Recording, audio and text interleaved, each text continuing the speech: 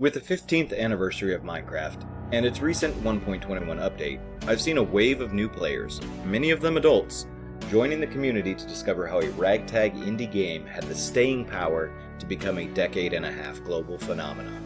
But for all its charm and potential, the same sandbox style that grants it such appeal can also be a double-edged sword, with a huge learning curve for an inexperienced player. If that's you, you're in the right place, and welcome to Minecraft CavesNotes.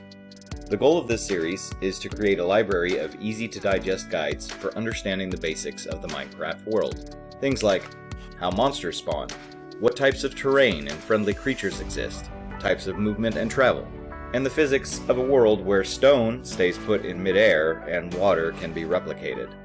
What this guide will not do is, number 1, attempt to replace the wiki. I'll leave a link in the description in case you'd like to search up any additional information. 2, not going to tell you how to play. How you play is up to you. What I'm offering are quick start suggestions and a foundation for how the game works. You can use that information however you choose. Number 3, I won't take sides on the Java versus Bedrock debate. Minecraft was originally developed on Java, but separate versions were produced and ultimately combined for Microsoft's cross-platform play, unofficially referred to as Bedrock Edition. There are plenty of opinions on the two, but for this guide, any differences will be for informational purposes, and for most topics, the version you use won't matter. Number 4, I won't deep dive into advanced topics. This is an entry-level space. If there is an appetite for intermediate or more experienced gameplay topics, let me know, and I'll consider sequels to this project. In the meantime, feel free to check out my other videos to see what I do differently as a veteran player. And with that, let's get started on today's topic. Hello and welcome to Minecraft CavesNotes.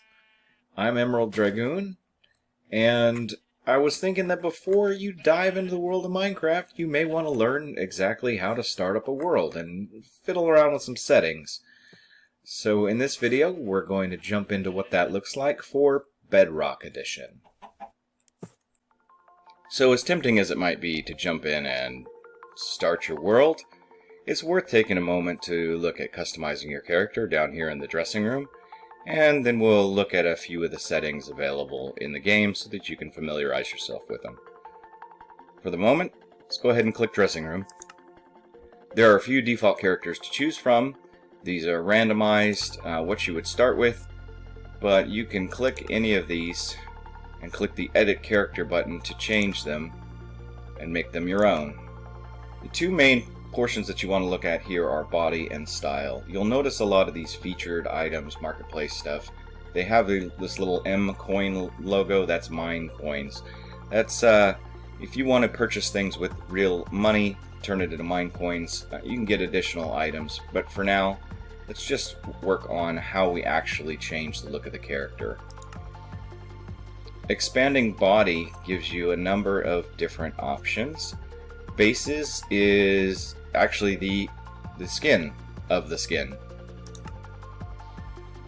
And clicking on bases allows us to go in here and put on different skin patterns. And if you actually want skin tones, there's a little palette button here. You can click to change the way you look. You can even make yourself not human. And then in the upper left hand corner is a left arrow to go back, or you can click the escape button on a keyboard or whatever button you're using on controller to exit a menu. Just make sure before you leave this section that down in the lower right there's an equip button. Got to actually equip that base in order for it to stay when we exit this menu.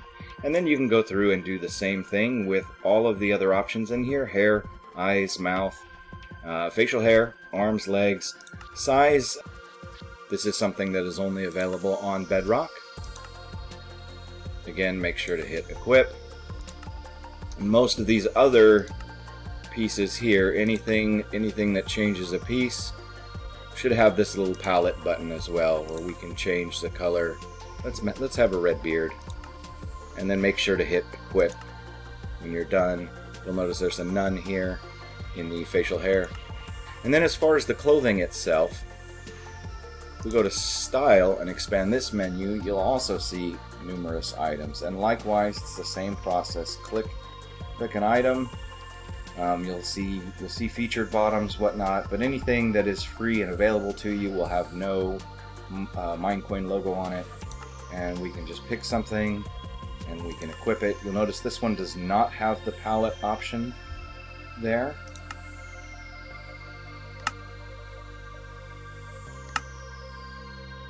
So now I can have this ragtag scarf. In any case, when you are satisfied with how your character looks, I mean, mine looks kind of atrocious, but you can exit out of the character creator. And again, there are more options here, but we're trying to get you into the game quickly. We don't need to go too deep into that. You can play around with this if you like. Now we'll go into the settings menu. And this menu is accessible anytime, so we're just going to focus on the things that are most likely to be important to a beginner player, and a lot of these things you may not know how you want to have them set until you actually get into playing the game. Whether you are on PC, or on an Xbox, or a tablet or phone or something of the sort, you can view and change your default controls. It's definitely worth taking a moment to scroll through these and see what buttons do what. Again, some of these things may be more obvious once you get into playing the game.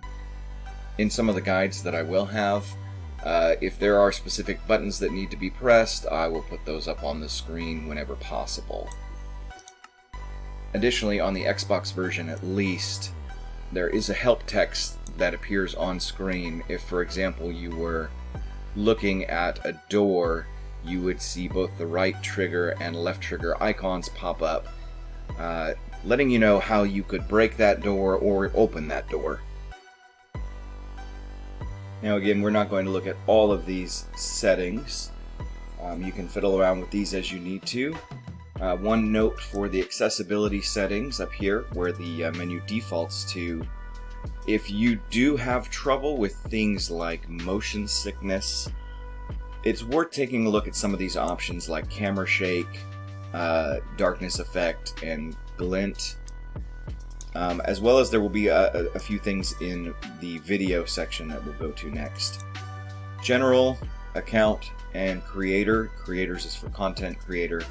General has things such as credits. And hopefully by now you've already logged into your account and there's nothing you need to do here. But if so, this is where you would come to do it.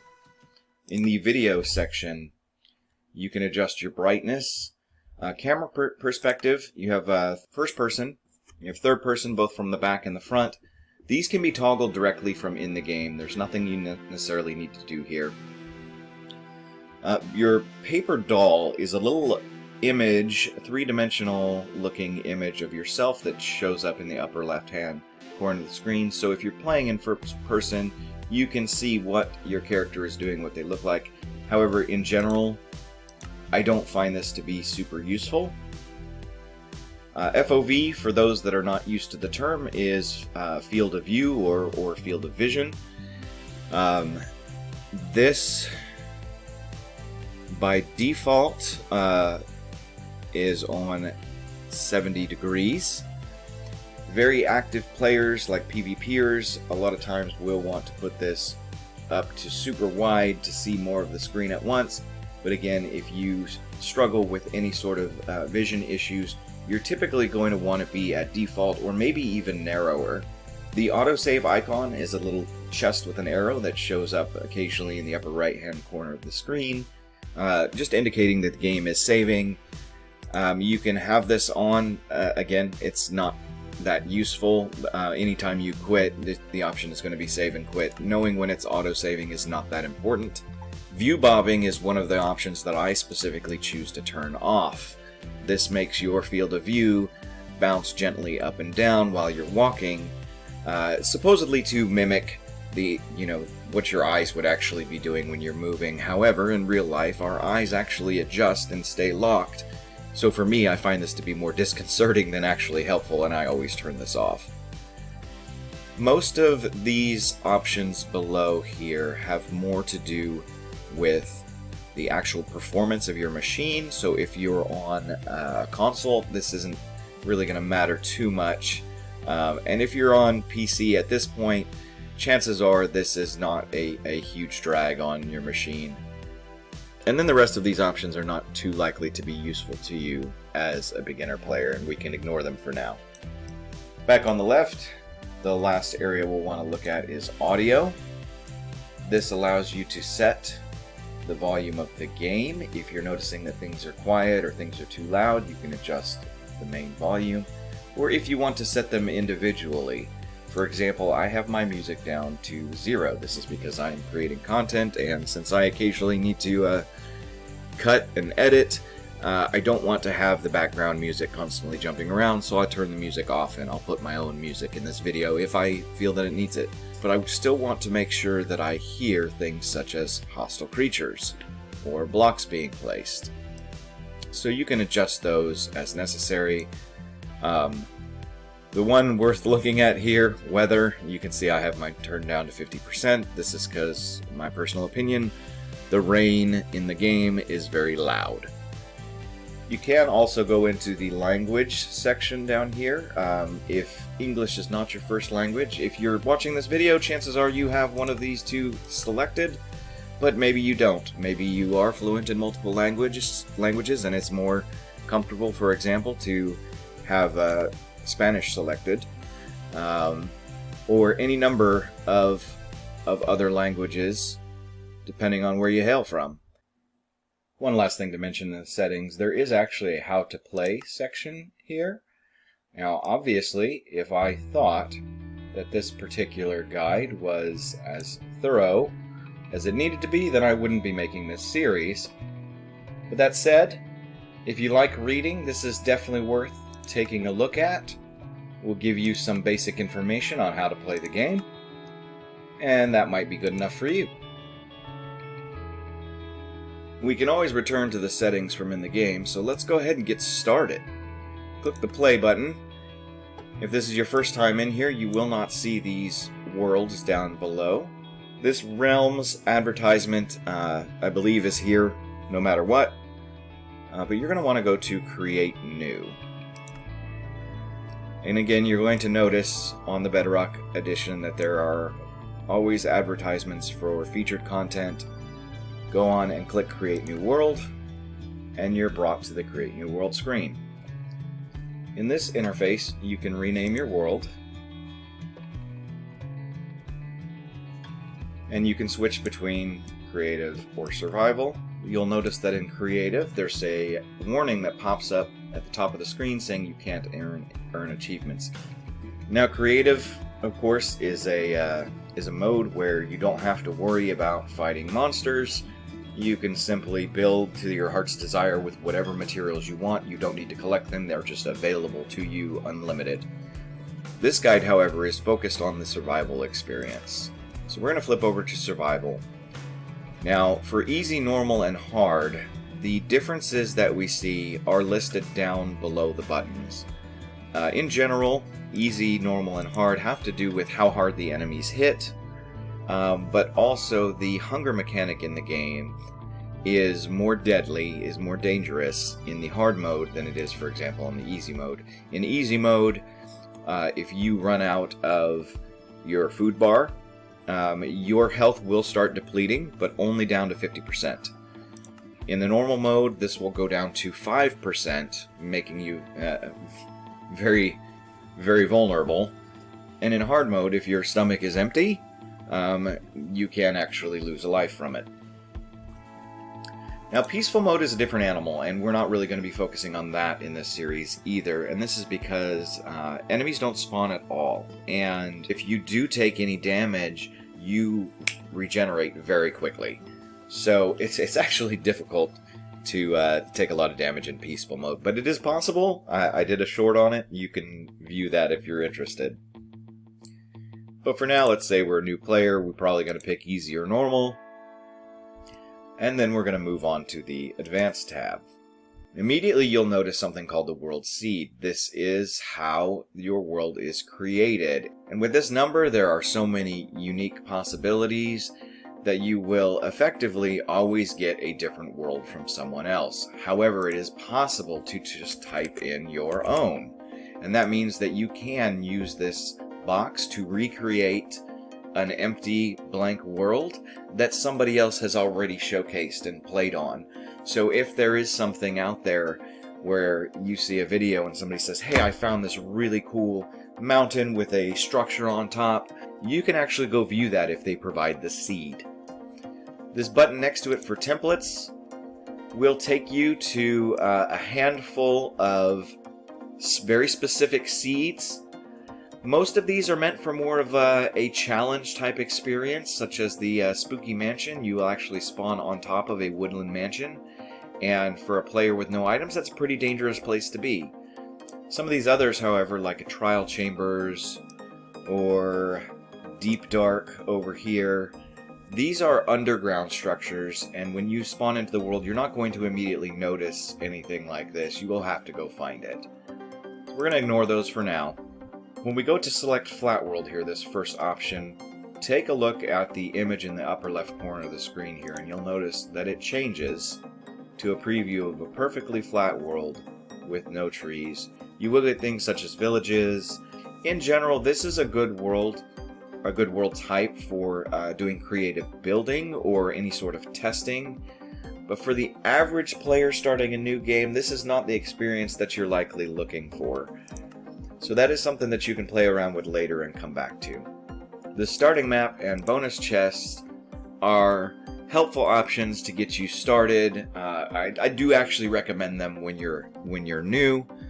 And then these coordinates and days played are for some additional information that you can have displayed in the upper left-hand corner of the screen.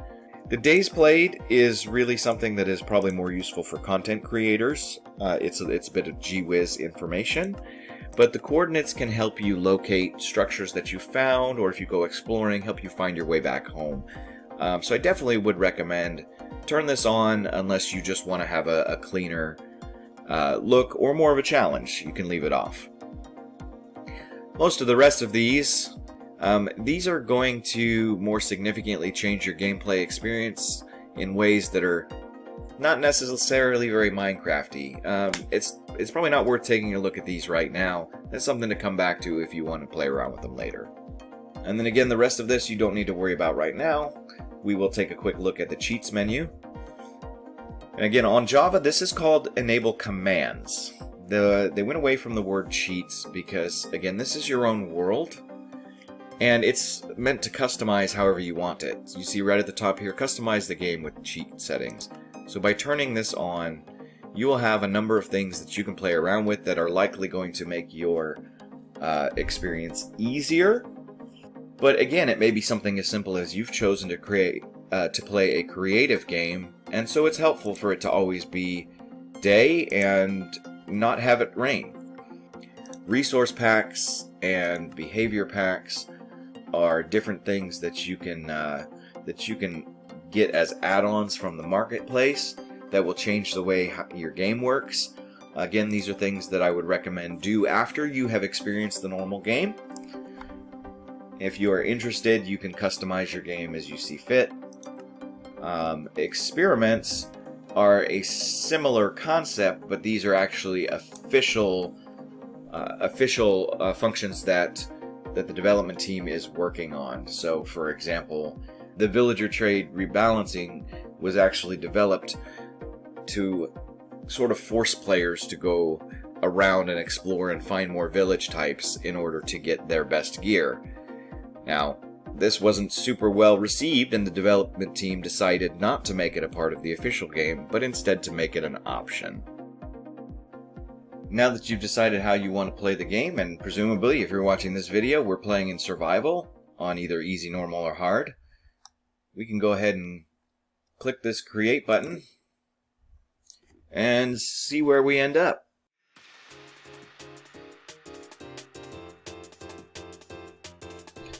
And you'll notice the blank map that we got in the options And our bonus chest is right here next to us. We can open the chest and you'll see there's a random assortment of useful items to get us started. And in fact, if we like, we can just break the chest so that everything pops out and we can take it with us. We'll break these torches as well and bring them with us. And then we have a map. And if we click the map, we now have a way to look around where we're at. And I've actually spawned in an area that is not very safe for a beginner. Wow, we are really high up. We are really high up. So with that, we're going to end this guide right here. This is a little bit longer than what I plan to have the average running time of these guides. So look forward to the next one when we'll talk about your first full day in Minecraft. And as always, thank you for watching.